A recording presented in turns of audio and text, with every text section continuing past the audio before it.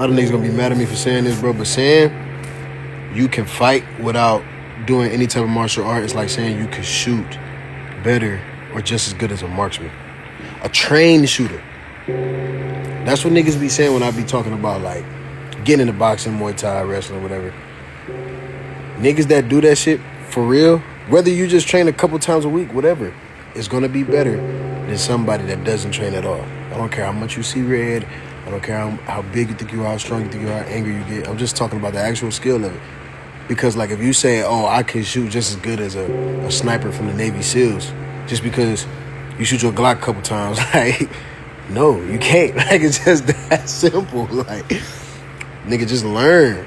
Like, you know what I'm saying? Like, the gun range ain't gonna do it. Just like, you know what I'm saying, slap boxing with your homies ain't gonna do it. It's a sport. It's an actual craft, just like anything else. Like, so like, because every time I post videos about that shit where I say, yeah, if you don't box or do Muay Thai, you can't fight. Niggas be like, shit, not me.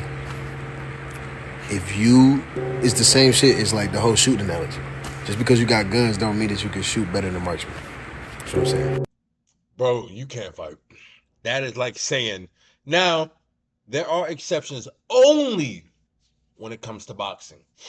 Your reflexes may be fast, right? You might be able to dip. You might have strong punching power and good reflexes, so you know what I mean, you can fight better than the average person. That is cool.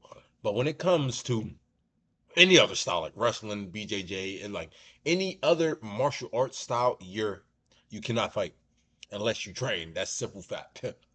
That's simple fact. Even if it's, not that much training. That is like saying you can play the piano better than a pianist. Just because you see red, bro.